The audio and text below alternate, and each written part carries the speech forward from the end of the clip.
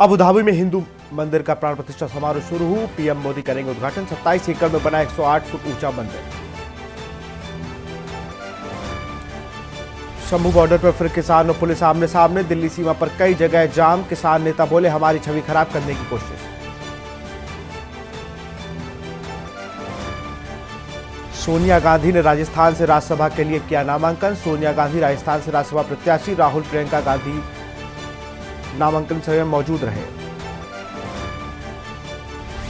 कांग्रेस ने राज्यसभा प्रत्याशियों की सूची जारी की। राजस्थान से सोनिया गांधी, बिहार से अखिलेश प्रसाद, हिमाचल प्रदेश से अभिषेक मनु सिंघवी बने राज्यसभा से प्रत्याशी। राजस्थान के बड़े होटल और बजरी कारोबारी के यहां ईडी की छापेमारी। जयपुर, उदयपुर के कई ठिकानों पर पहुंची ईडी की टीमें। बिजनेसमैन गायब, सर्च जारी। भाजपा उम्मीदवारों ने दाखिल किया नामांकन। राज्यसभा के 7 प्रत्याशियों ने किया नामांकन। मुख्यमंत्री योगी आदित्यनाथ सहित मौजूद रहे वरिष्ठ पदाधिकारी। आप देख रहे हैं के न्यूज, खबरों का सारथी।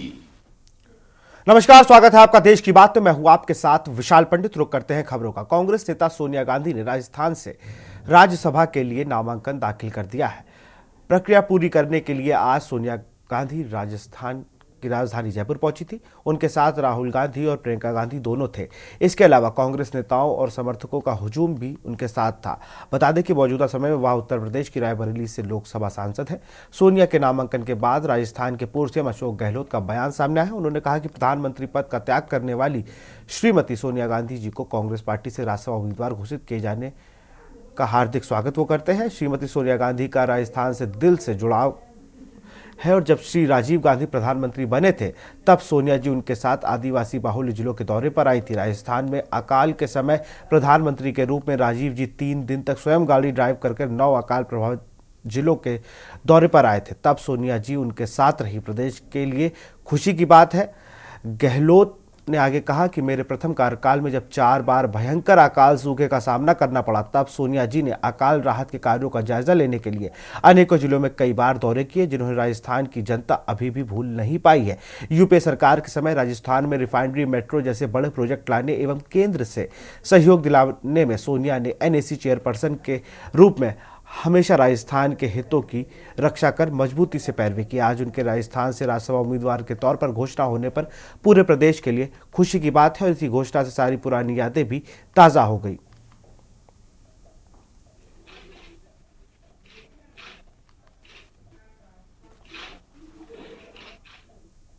खबर दिल्ली से है। कांग्रेस ने राज्यसभा प्रत्याशियों की सूची जारी की है। बिहार से अखिलेश प्रसाद सिंह राज्यसभा प्रत्याशी। अभिषेक मनु सिंघवी हिमाचल प्रदेश से प्रत्याशी बनाए गए। महाराष्ट्र से चंद्रकांत हंडोरे राज्यसभा प्रत्याशी बनाए गए। बिहार से अखिलेश प्रसाद सिंह राज्यसभा प्रत्याशी। अभिषेक मनु सिंघवी हिमाचल प्रदेश से प्रत्याशी बनाए गए। महाराष्ट्र से चंद्रकांत हंडोरे बनाए गए राज्यसभा प्रत्याशी। दिल्ली से खबर। कांग्रेस ने राज्यसभा प्रत्याशियों की सूची जारी की। बिहार से अखिलेश प्रसाद सिंह राज्यसभा प्रत्याशी। अभिषेक मनु सिंघवी हिमाचल प्रदेश से प्रत्याशी बनाए गए।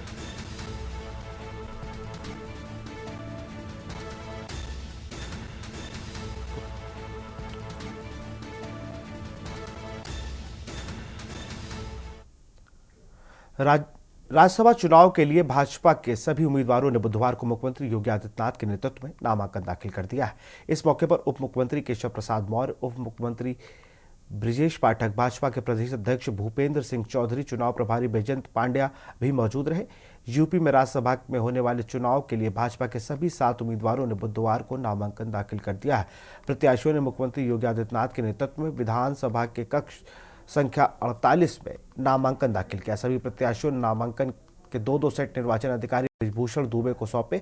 इस अवसर पर उप मुख्यमंत्री केशव प्रसाद मौर्य, उप मुख्यमंत्री ब्रिजेश पाठक, भाजपा के प्रदेश अध्यक्ष भूपेंद्र सिंह चौधरी, चुनाव प्रभारी बैजंत पांडा भी मौजूद रहे। भाजपा ने राज्यसभा चुनाव के लिए सुधांशु त्रिवेदी, अमरपाल मौर्य, आरपीएन सिंह, तेजवीर सिंह, नवीन जैन, साधना सिंह और संगीता बलवंत बिंद को उम्मीदवार बनाया है। कयास लगाए जा रहे थे कि समाजवादी पार्टी में चल रही खींचातान के बीच भाजपा राज्यसभा चुनाव में 8वां उम्मीदवार उतार सकती है। रालोद के एनडीए में शामिल होने के बाद भाजपा का संख्या बल अधिक हुआ है। उधर सपा विधायक पल्लवी पटेल ने मतदान नहीं करने का ऐलान कर दिया है। भाजपा ने भनक लगी है कि सपा के कुछ अन्य विधायक भी खिलाफत कर सकते हैं। ऐसे में भाजपा के 8वां उम्मीदवार उतारने की संभावना पर कयास लगाए जा रहे थे।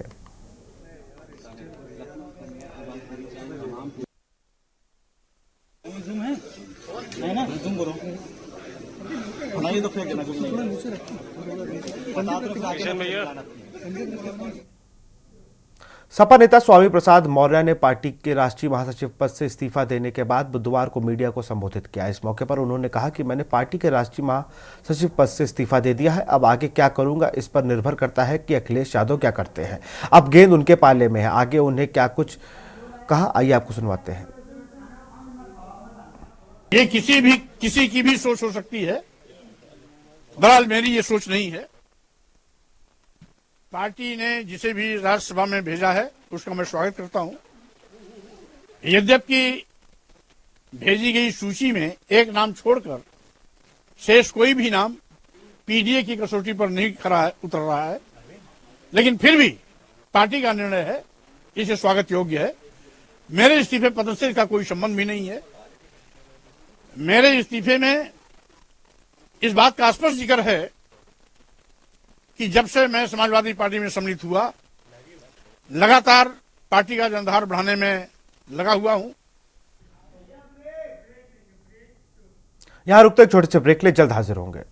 ब्रेक के बाद आपका स्वागत है। खबर चंडीगढ़ से है। सेहत मंत्री ने किया अस्पतालों का दौरा। सेहत मंत्री बलवीर सिंह के दौरे से हड़कंप। चंडीगढ़ से खबर, सेहत मंत्री ने किया दौरा। सेहत मंत्री बलवीर सिंह के दौरे से हड़कंप। मोहाली, राजपुरा और पटियाला के अस्पतालों का करेंगे दौरा। किसान आंदोलन में घायल किसानों से मिलेंगे सेहत मंत्री। किसान आंदोलन में घायल किसानों से मिलेंगे सेहत मंत्री। किसानों को मिलने वाली स्वास्थ्य सेवाओं का कर रहे निरीक्षण।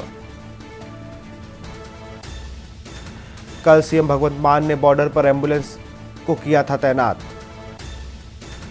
संगरूर, पटियाला, डेराबस्सी, मनसा के अस्पताल में अलर्ट।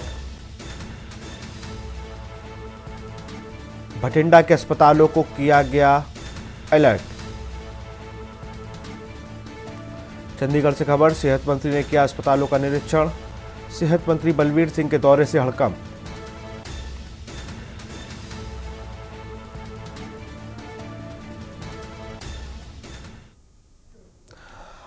अब रुक करते छत्तीसगढ़ की खबरों का। सुकमा से खबर है, मुखबिर के शक में नक्सलियों की हत्या। सुकमा से खबर, मुखबिरी के शक में नक्सलियों ने की हत्या। पुलिस ने मुखबिरी के शक में नक्सलियों ने की हत्या। नक्सलियों ने धारदार हथियार से सड़क किनारे फेंका था शव। गोरखा के पास हत्या कर फेंका बिजली मिस्त्री का शव। नक्सलियों ने धारदार हथियार से हत्या कर सड़क किनारे फेंका था शव। गोरखा के पास हत्या कर फेंका बिजली मिस्त्री का शव। पुलिस की मुखबिरी का शक था, ऐसा आरोप लगाया नक्सलियों ने अपने पर्चे पे। भेजी थाना क्षेत्र का ये पूरा मामला बताया जा रहा है। सुकमा से खबर, मुखबिर के शक में नक्सलियों ने की हत्या। पुलिस मुखबिर के शक में नक्सलियों ने की हत्या। नक्सलियों ने धारदार हथियार से सड़क किनारे हत्या करके फेंका है शव। गोरखा के पास हत्या कर फेंका बिजली मिस्त्री का शव।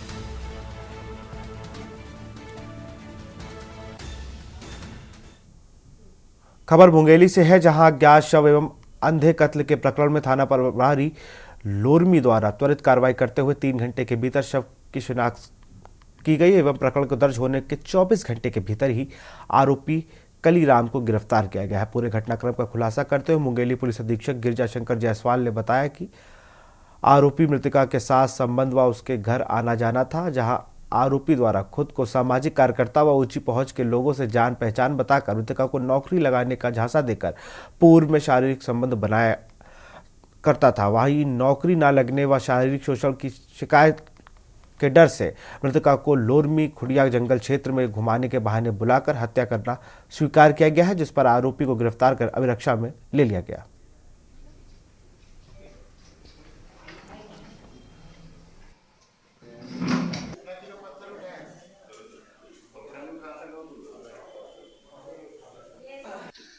9 फरवरी को हमें सूचना मिली थी कि एक अज्ञात महिला का शव लोरमी थाना क्षेत्र के अंतर्गत खुड़िया चौकी के अंदर मिला है और सूचना पर पुलिस ने तुरंत कार्रवाई करते हुए घटनास्थल पर पहुंचकर शिनाख्त किया और उनको ये पता लगा कि वहां पर दुराचार के बाद प्रथम दृष्टया ये पता लगा दुराचार के बाद हत्या हुई है महिला की। और इस सूचना पे हमने तुरंत कार्रवाई करते हुए कि रहने वाली है मृतका और एक व्यक्ति जिससे उसका संबंध था, जो पारिवारिक संबंध था, उसी ने उसकी हत्या की है और उसी अपने पास जो एविडेंसेस थे उसके आधार पर पूछताछ हुई और आरोपी ने स्वीकार किया कि उसने मर्डर किया है। यहाँ रुकते छोटे से ब्रेक ले, जल्द हाजिर होंगे। ब्रेक के बाद आपका स्वागत है। नागौर में अलीनावास नाके पर ईडी की कार्रवाई हुई है। मेघराज सिंह शेखावत के ठिकानों पर कार्रवाई हुई है। बजरी खनन कारोबारी के ठिकानों पर कार्रवाई जारी है। जयपुर, नागौर सहित अन्य जिलों में ईडी की कार्रवाई। नागौर से खबर, अलीनावास में ईडी की कार्रवाई। मेघराज सिंह शेखावत के ठिकानों पर कार्रवाई। बजरी खनन कारोबारी के ठिकानों पर कार्रवाई जारी। जयपुर, नागौर सहित अन्य जिलों में ईडी की कार्रवाई। नागौर अलीनावास नाके पर ईडी की कार्रवाई। मेघराज सिंह शेखावत के ठिकानों पर कार्रवाई। बजरी खनन कारोबारी के ठिकानों पर कार्रवाई जारी। जयपुर से खबर, नागौर सहित अन्य जिलों में ईडी की कार्रवाई जारी। नागौर से खबर, अलीनावास नाके पर ईडी की कार्रवाई जारी। मेघराज सिंह शेखावत के ठिकानों पर कार्रवाई। बजरी खनन कारोबारी के ठिकानों पर कार्रवाई जारी।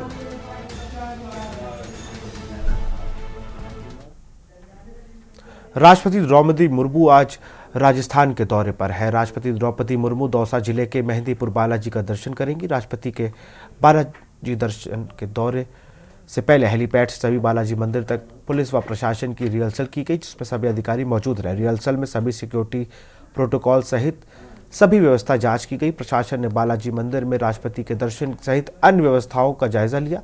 चप्पे चप्पे पर पुलिस की व्यवस्था चाक चौबंद रखी गई।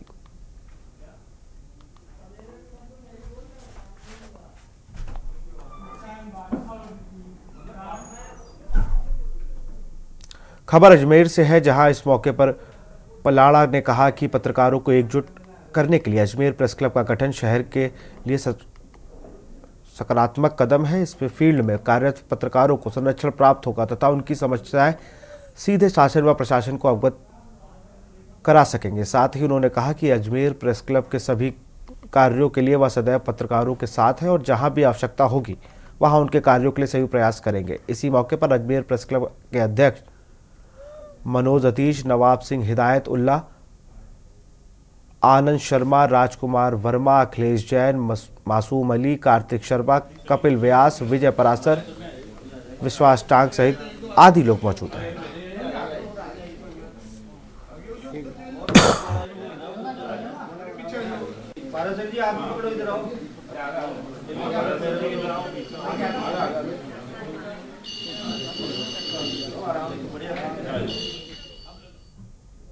खबर जयपुर से है, जहां विकास प्राधिकरण द्वारा जोन 12 में बड़ी कार्रवाई करते हुए ग्राम माचवा में करीब 45 बीघा सरकारी भूमि को कब्जा अतिक्रमण मुक्त करवाया गया।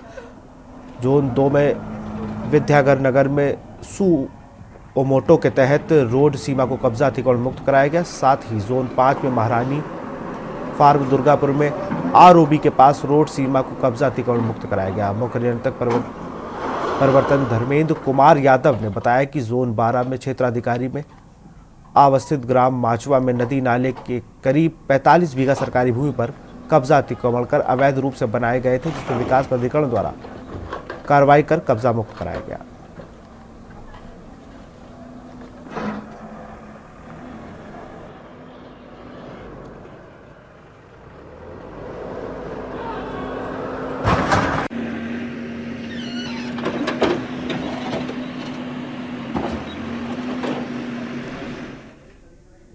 विधानसभा के प्रश्नकाल में भाजपा विधायक और पूर्व नेता प्रतिपक्ष धर्मलाल कौशिक ने शराब दुकानों से मिलने वाले राजस्व का मामला उठाया।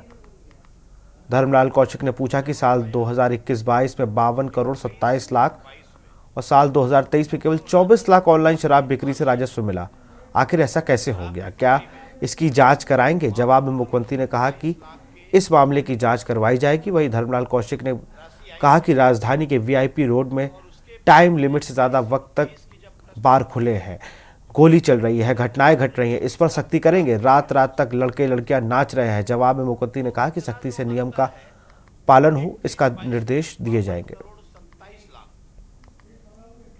और उसके बाद में 22-23 में मात्र 24 लाख, तो आखिर अंतर की राशि कहां गई? आज आबकारी खबर रायपुर से है, जहां आबकारी राजस्व में कमी के मामले को लेकर मंत्री बृजमोहन अग्रवाल ने पूर्ववर्ती कांग्रेस सरकार पर गंभीर आरोप लगाए। उन्होंने कहा कि मामले में बड़े बड़े लोग जेल में हैं। छत्तीसगढ़ के टैक्स पेयर की गाड़ी कमाई डाका डालने वालों को सजा मिलेगी। मंत्री बृजमोहन अग्रवाल ने मीडिया से चर्चा में कहा कि मैंने कहा था कि कांग्रेस सरकार के काले कारनामे उजागर होंगे। कांग्रेस सरकार ने किस प्रकार से छत्तीसगढ़ को लूटा है, कैसे खजाने में डकैती डाली है, सामने आ रहा है। आज के प्रश्न में भी आबकारी मामले में मुख्यमंत्री ने बताया कि जो राजस्व 2021 में आता था वो 2022-23 में वह कम हो गया। यह छत्तीसगढ़ के लोगों के साथ धोखा, विश्वासघात है। छत्तीसगढ़ की खजाने के साथ चोरी डकैती है। उन्होंने कहा कि मुख्यमंत्री ने कार्रवाई करने का आश्वासन दिया है। पहले भी ईडी ने शराब घोटाले को पकड़ा है।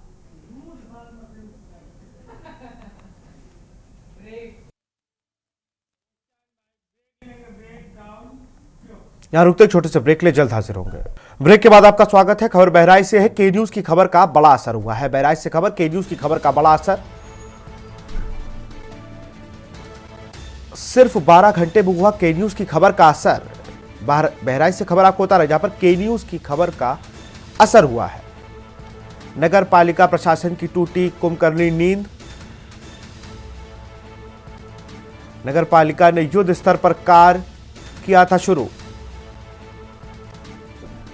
शहर मोहल्ला ब्राह्मणी पूरे में युद्ध स्तर पर कार्य शुरू। मोहल्ला वासियों में दौड़ी खुशी की लहर। मोहल्ला वासियों ने दी अपनी प्रतिक्रिया। मोहल्ला वासियों में दौड़ी खुशी की लहर।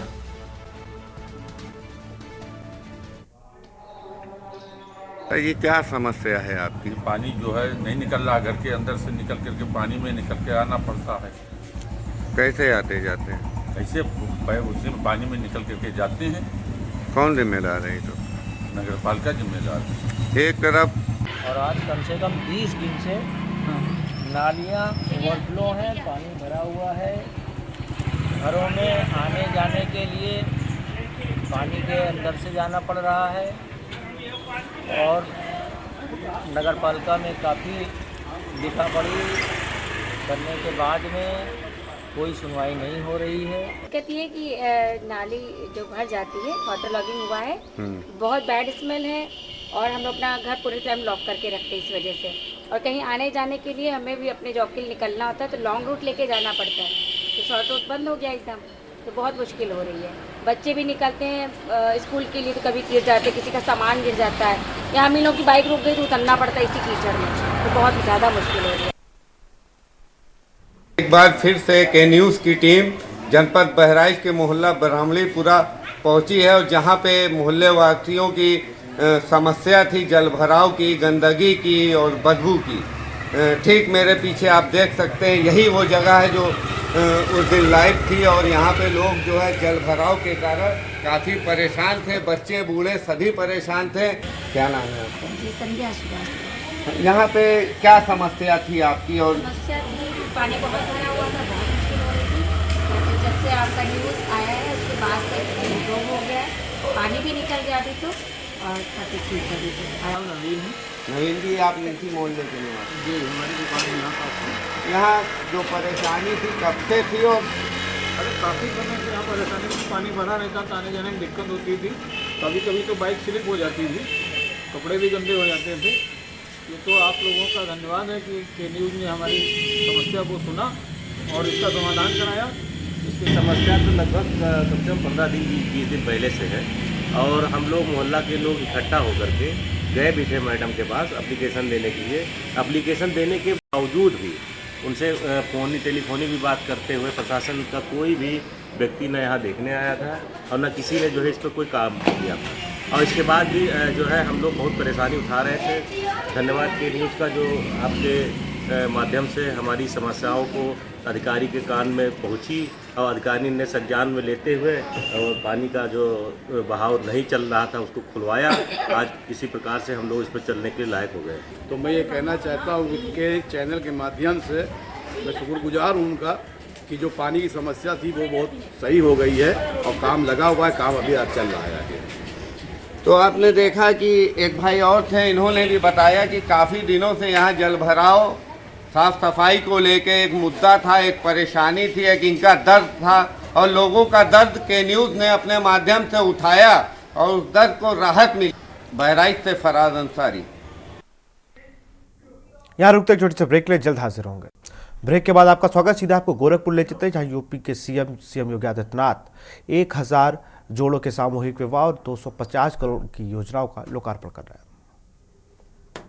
इन सभी 1000 नौ दंपतियों को उनके नए जीवन की हृदय से मंगलमय शुभकामनाएं देता हूं। वास्तव में एक सदगृहस्थ के लिए विवाह भी एक संस्कार है और उस संस्कार के माध्यम से वो अपनी पैतृक परंपरा को आगे बढ़ाने का कार्य करता है। इस सृष्टि की रचना, जीवन चक्र, ये सब इसी से जुड़ा हुआ है। लेकिन समय के अनुरूप किसी कालखंड में इसमें सुधार हुए होंगे, परिवर्तन हुए होंगे, लेकिन विकृतियां भी आई। कहीं पे बहु विवाह की आई, कहीं पे बाल विवाह की आई, कभी दहेज प्रथा की आई, तलाक जैसी कुप्रथाएं आई। यानी ये जितनी भी कुप्रथाएं थी ये आधी आबादी की विरोधी थी, महिला विरोधी थी, बेटी विरोधी थी। और इसीलिए इन कुप्रथाओं से बचने के लिए लोगों ने बेटी ही न बेटी हो ही ना, इस पर भी इस प्रकार के तमाम कुत्सित प्रयास होने लगे। याद करिए, मोदी जी जब 2014 में प्रधानमंत्री बने तो उन्होंने बेटी बचाओ बेटी पढ़ाओ का एक अभियान चलाया। बेटी बचेगी तभी पढ़ेगी और जब पढ़ेगी तभी बड़ी होगी और फिर अपना योगदान देश के लिए, समाज के लिए दे पाएगी, तब परंपराएं आगे बढ़ पाएंगी। और कहते भी है ना कि एक बेटी एक परिवार का ही नहीं, केवल अपने लिए नहीं, पूरे परिवार की और पूरे खानदान को आगे बढ़ाने का काम करती है। और यह कार्य बेटी बचाओ बेटी पढ़ाओ के कार्यक्रम के माध्यम से आगे बढ़ा। आगे बढ़ाने के साथ तमाम प्रकार की योजनाएं आई।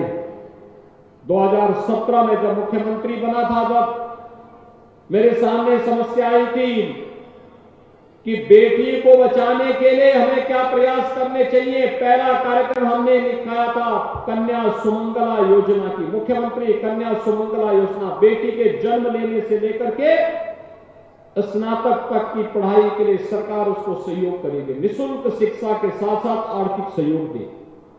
और मुझे बताते हुए प्रसन्नता है, अब तक 17 लाख से अधिक बेटियों को हम लोग पैसा उपलब्ध करवा चुके हैं। 15,000 रुपए हर बेटी के हिसाब से पैसा जा रहा है। अब अप्रैल से यही राशि 25,000 हो जाएगी। इसलिए एक कार्य तो बेटी के लिए ये पैकेज और दूसरा मुख्यमंत्री सामूहिक विवाह योजना। मुख्यमंत्री सामूहिक विवाह योजना के अंतर्गत सरकार के स्तर पर जो ये प्रयास प्रारंभ हुआ है, इस प्रयास के क्रम में अब तक 3 लाख से अधिक बेटियों की शादी हम संपन्न कर चुके हैं। और उस क्रम में आज मुझे प्रसन्नता है कि गोरखपुर में भी बसंत पंचमी के इस पावन पर्व पर ये मां ज्ञान के अधिष्ठात्री देवी सरस्वती के पूजन का दिवस है। अगर बुद्धि है तो विवेक है, और विवेक है तो सारे कार्य अपने आप ही ठीक होते हुए जाते हैं। सारे कार्य अपने आप मां सरस्वती की कृपा होती है तो कुछ भी प्राप्त हो सकता है और कुछ भी असंभव नहीं। लेकिन जब मां सरस्वती कुपित होती है तो कुंभकर्ण को भी सिंहासन की बजाय निद्रासन मिल जाता है। तो वही स्थिति है। मां सरस्वती के इस पावन पर्व पर आज 1009 दंपतियां वैवाहिक बंधन से युक्त होकर के एक नए जीवन में प्रवेश कर रही है। प्रत्येक विवाह के लिए सरकार ने 51,000 रुपया उपलब्ध करवाया है, जिसमें 35,000 रुपये की राशि उनके अकाउंट में जा रहा है। बाकी अन्य खर्चे उनके लिए उपलब्ध करवाए गए हैं।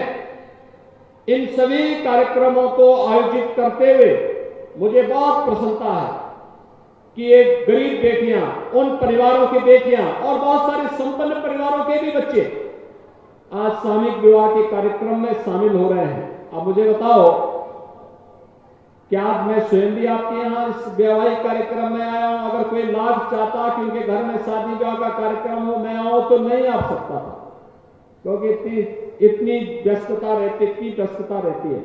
लेकिन मैंने कहा भी गोरखपुर में 1000 विवाह हो रहे हैं, उन सब में जरूर शामिल होगा, तो एक तो मैं भी यहां आ गया। मुझे भी इन बेटियों की शादी के कार्यक्रम को देखने का अवसर प्राप्त हो गया। रवि किशन को वैसे आप देखते, बुलाते तो कहता कि नहीं 15 लाख रुपया लूंगा, मानता ना। अच्छा बताओ, रवि किशन की फिल्म कितने लोगों ने देखी? ये पीछे महिलाएं तो हाथ खड़े करें, कितने लोगों ने रवि किशन की फिल्मों को देखा है ना? फिल्म अच्छी लगती है। कितने लोग हैं जो रवि किशन के साथ फिल्मों में काम करना चाहते हैं? और पूरा ही पंडाल काम करना चाहता है। अच्छा बताओ, क्या रवि किशन फिल्म में फ्री, अगर वैसे आते किसी के ब्याह में तो क्या फ्री में गाते क्या? आज तो देखो फ्री में भी गाया उन्होंने 2 गाना। तो आम के आम और गुठली के दाम, सरकार की योजना भी सफल हो गई। सांसद आपके विवाह में शामिल भी हो गए और आपको फ्री में उनका गाना भी सुनने को मिल गया। मैंने कहा भाषण मत दो, भाषण तो बहुत लोग हैं देने वाले, वहां गाना गाओ लोगों के लिए, लोग वही पसंद करते हैं। और आपने पसंद किया, मुझे बहुत अच्छा लगा। जैसे खुश आज आप हैं, ये खुशी हमेशा आपके ऊपर बनी रहे, यही मैं बाबा गोरखनाथ से प्रार्थना करता हूं, प्रभु राम से ही प्रार्थना करता हूं। यहां रुकते एक छोटे से ब्रेक ले चलता है। ब्रेक के बाद आपका स्वागत। सीधे आपको गोरखपुर ले चलते हैं, जहां पर सामूहिक विवाह योजना के तहत 1000 जोड़ों के विवाह हो रहे हैं, जहां पर सीएम योगी आदित्यनाथ क्या कुछ कह रहे हैं, सुन लेते हैं। उसका मालिकाना अधिकार महिलाओं के नाम पर उपलब्ध करवाने का कार्य भी किया गया है। ये सभी कार्य महिला सशक्तिकरण के लिए प्रधानमंत्री मोदी जी के विजन को आगे बढ़ाने का ही क्रम है, और ये सामूहिक विवाह का ये कार्यक्रम भी इसी क्रम में आगे बढ़ रहा है। आप सबके प्रति मैं अपनी शुभकामनाएं देता हूं, ईश्वर से ही प्रार्थना करता हूं कि आपके जीवन में सदैव यही खुशी बनी रहे, आपका जीवन सुखमय हो, मंगलमय हो। इसी दृष्टि से आज मैं फर्टिलाइजर कैंपस में आयोजित इस सामूहिक विवाह कार्यक्रम में भाग लेने के लिए आपके बीच में उपस्थित हुआ हूं। और जब विवाह का कार्यक्रम होगा तो खुशी आपके घर में भी हो और पूरे जनपद में भी हो। तो जनपद की 252 करोड़ रुपए की परियोजनाओं का लोकार्पण भी हो रहा है। जनपद वासियों को भी इसके लिए बधाई। इसमें सड़क के भी कार्य हैं, शिक्षा के भी हैं, स्वास्थ्य के भी हैं, बाढ़ से बचाव के भी हैं, पेयजल के लिए भी हैं। देखिए, सामूहिक विवाह का कार्यक्रम यहां पे हो रहा है, लेकिन अब पानी के लिए भटकना नहीं पड़ेगा। अब तो हर घर नल की योजना से आपके घर में ही पानी आएगा। पानी अगर घर में आएगा तो पानी की एक एक बूंद को भी बचाना है। जल संरक्षण के उपाय को आगे बढ़ाना है। अगर हम इन कार्यक्रमों को आगे बढ़ाने का कार्य कर रहे हैं तो स्वाभाविक रूप से ये जल हमें अनंत समय तक मिलता रहेगा। शुद्ध पेयजल की आपूर्ति से मनुष्य भी स्वस्थ होगा, बीमारियां से बचाव होगा, स्वास्थ्य के लिए जो पैसा खर्च होता है उसमें भी बचत होगी। सरकार की योजनाओं का लाभ आपको देने के लिए डबल इंजन की सरकार पूरी प्रतिबद्धता से कार्य कर रही है। और आज हम सब इसी विश्वास के साथ आपके बीच में यहां पर उपस्थित हुए हैं। मैं आज के इस अवसर पर एक बार फिर से सामूहिक विवाह कार्यक्रम में 1000 दंपतियों को वैवाहिक बंधन में जुड़ने के लिए उनके परिवार के सभी सदस्यों को मैं हृदय से बधाई देता हूं, अपनी मंगल में शुभकामनाएं देता हूं। और यहां पर जितने भी उनके परिवार के सदस्य आए हैं, दोनों ओर से आए हैं, उनके लिए भोजन की व्यवस्था भी है। वे लोग भोजन पा करके जाएंगे, नातेदार रिश्तेदारों को भोजन पवा करके जाएंगे और फिर प्रशासन उन्हें सकुशल उनके घरों तक पहुंचाने की व्यवस्था भी करेगा। वे आराम से यहां से जाएंगे, अपने सभी कार्यक्रमों को अपनी अपनी परंपरा के अनुसार यहां पर संपन्न करते हुए आप आगे बढ़ेंगे। और यह वैवाहिक बंधन का कार्यक्रम आप लोगों के लिए इसलिए महत्वपूर्ण है। देखो, 500 वर्षों के बाद प्रभु रामलला अपने भव्य मंदिर में फिर से विराजमान हुए हैं, तो इस बार तो भगवान राम का और भी बड़ा आशीर्वाद आप सबके ऊपर बना हुआ है। तो ये कार्यक्रम हमारा अनवरत आगे बढ़ते रहना चाहिए। इस विश्वास के साथ आप सबको मैं हृदय से बधाई और शुभकामनाएं देते हुए अपनी वाणी को यहीं पे विराम देता हूं। धन्यवाद। जय हिंद, जय जय श्री राम। यहां रुकते एक छोटे से ब्रेक के लिए जल्द हाजिर होंगे। ब्रेक के बाद आपका स्वागत है। खबर लखनऊ से है। समाजवादी पार्टी पर भड़की एआईएमआईएम, राज्यसभा प्रत्याशियों पर सपा को घेरा। एआईएमआईएम नेता आसिम वकार ने सपा को जमकर लताड़ा। पीडीए चिल्लाने वालों की लिस्ट में कहा गया पीडीए, ये वक्त आसिम वकार ने कहा। एआईएमआईएम नेता आसिम वकार ने सपा को जमकर लताड़ा। पीडीए चिल्लाने वालों की लिस्ट में कहां है पीडीए। राज्यसभा की तीनों उम्मीदवार में अल्पसंख्यक पिछड़ा क्यों नहीं। मुसलमानों के 100% वोट लेंगे, आसिम वकार ने अपने बयान में कहा है, लेकिन राज्यसभा में ठेंगा दिखाएंगे। सपा सरकार में 40 से 36 यादव को एमएलसी बनाया गया था। सपा के मुस्लिम नेता आज खामोश क्यों हैं। आसिम वकार ने राज्यसभा प्रत्याशियों जिनको समाजवादी पार्टी ने घोषित किया है, प्रदेश में राज्यसभा की 10 सीटों पर चुनाव होना है। समाजवादी पार्टी ने अपने राज्यसभा के 3 उम्मीदवारों के नाम घोषित करके उनका नामांकन कराया। पहला नाम आलोक रंजन, दूसरा नाम जया बादुरी और तीसरा नाम रामजीलाल सुमन। पीडीए पीडीए पीडीए चिल्ला चिल्ला के आप पीडीए आसमान सर पे उठाए हैं, और ये 3 नाम आपने घोषित किए, इसमें कहां है पीडीए। पिछड़ा, दलित, अल्पसंख्यक, तो इन 3 नामों में पिछड़ा कहां है और अल्पसंख्यक कहां है। आप मुसलमानों के 100% वोटों पे दावेदारी करते हैं और मुसलमान आपको वोट भी देता है 95%, 98%, और जब राज्यसभा सदस्य देने की बात आती है तो आप ठेंगा दिखा देते हैं। ठेंगा। खबर कानपुर से है। महिला कैप्टन से हुई मोबाइल लूट का खुलासा हुआ है। थाना नौबस्ता पुलिस की टीम ने खुलासा किया है। 3 शातिर लुटेरों को पुलिस ने किया गिरफ्तार। कानपुर से खबर, थाना नौबस्ता पुलिस की टीम ने किया है खुलासा। 3 शातिर लुटेरों को पुलिस ने किया गिरफ्तार। लुटेरों के पास से 7 मोबाइल समेत बाइक बरामद। कानपुर से खबर, महिला कैप्टन से हुई मोबाइल लूट का खुलासा। थाना नौबस्ता पुलिस टीम ने किया खुलासा। 3 शातिर लुटेरों को पुलिस ने किया गिरफ्तार। लुटेरों के पास से 7 मोबाइल समेत बाइक बरामद। कानपुर से खबर, महिला कैप्टन से हुई मोबाइल लूट का खुलासा। थाना नौबस्ता पुलिस टीम ने किया खुलासा। 3 शातिर लुटेरों को पुलिस ने किया गिरफ्तार।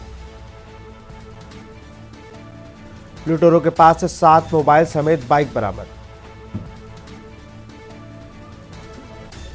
कानपुर से खबर, महिला कैप्टन से हुई मोबाइल लूट का खुलासा। जी, दिनांक 6 फरवरी को एक महिला सेना अधिकारी के साथ मोबाइल छिनैती की घटना हुई थी, जिसमें कि लगातार थाना नौबस्ता और दक्षिण जोन की सर्विलांस टीम लगातार प्रयासरत थे उस घटना के खुलासे के लिए। इन दोनों टीमों को सफलता मिल गई है और इन्होंने एक गैंग का खुलासा किया है जो कि ये घटना कारित करते थे। इसमें दो लोग पकड़े गए हैं, अंकित और रोहित, जो कि बाइक पर ये घटना कारित करते थे। इसके अलावा जिस दुकानदार को वो ये मोबाइल बेचते थे, उस दुकानदार जिसका कि नाम अर्जुन निषाद है, उसकी मोबाइल शॉप है थाना गुजैनी में, उसे भी गिरफ्तार किया गया है। कुल 7 मोबाइल बरामद किए गए हैं और जो बाइक इस घटना में प्रयुक्त होती थी उसे भी बरामद किया गया है। इसमें अभी एक अभियुक्त फरार है जिसका कि नाम लवी है, उसकी भी शीघ्र गिरफ्तारी सुनिश्चित की जाएगी। खबर फतेहपुर से है। नलकूप में सो रहे किसान की हत्या, धारदार हथियार से हुई किसान की हत्या। झोपड़ी के किनारे खेत में मिला शव। फतेहपुर से खबर, नलकूप में सो रहे किसान की हत्या, धारदार हथियार से हुई किसान की हत्या। झोपड़ी के किनारे खेत में मिला शव। किसान की हत्या के बाद हत्यारे मौके से हुए फरार।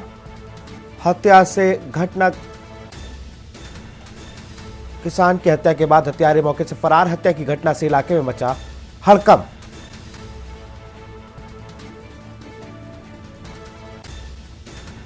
मौके पर पहुंची पुलिस मामले की जांच में जुटी। जिले के जहानाबाद थाना क्षेत्र के खैराबाद की घटना।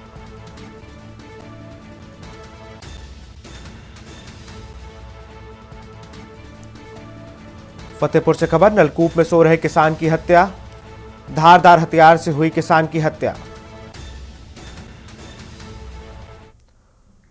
खबर ग्रेटर नोएडा से, अध्यापक को मारी गोली, अध्यापक के कान के नीचे लगी गोली। 16 से 17 वर्षीय 2 हमलावरों ने चलाई गोली। ग्रेटर नोएडा से खबर, अध्यापक के कान के नीचे गोली लगी, अध्यापक को गोली मारी गई है। ग्रेटर नोएडा से खबर आपको बता रहे, 16 से 17 वर्षीय 2 हमलावरों ने चलाई गोली। सूरजपुर थाना क्षेत्र के साकीपुर गांव की यह घटना। ग्रेटर नोएडा से खबर, अध्यापक को मारी गोली, अध्यापक के कान के नीचे लगी गोली। 16-17 वर्षीय 2 हमलावरों ने चलाई गोली। सूरजपुर थाना क्षेत्र के साकीपुर गांव की घटना। ग्रेटर नोएडा से खबर, अध्यापक को मारी गोली।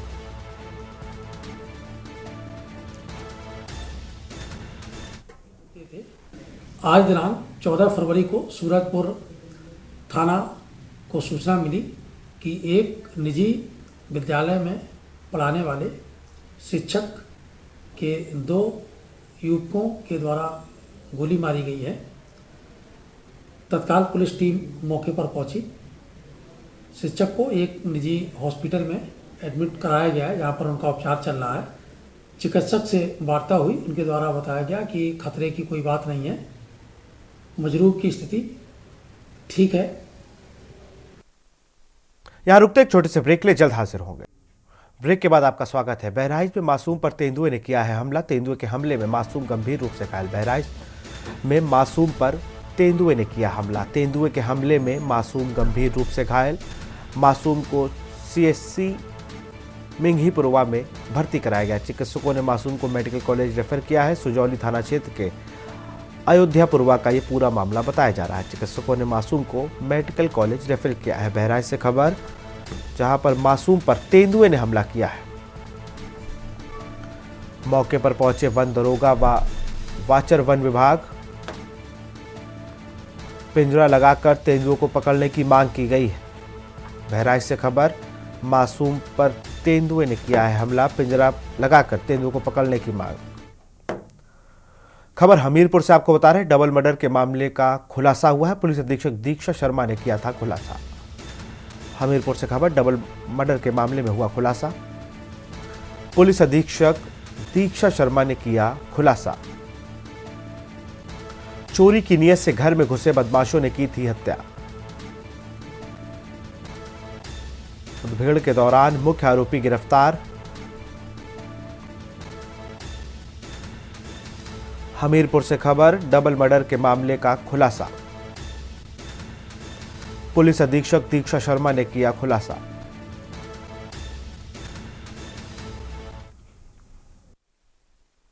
पुलिस को थाना व्यवहार की पुलिस को एक सूचना मिली थी कि 2 डेड बॉडीज एक घर पारा गांव में मिली है। उस दिन से सारी टीम्स को एक्टिवेट कर दिया गया था।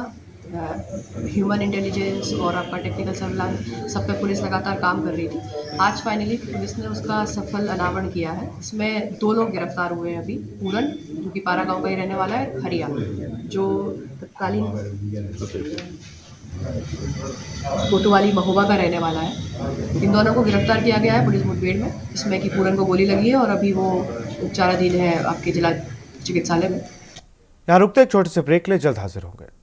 ब्रेक के बाद आपका स्वागत है। जमीन विवाद को लेकर ताबड़तोड़ फायरिंग में एक व्यक्ति की हुई मौत, एक महिला घायल।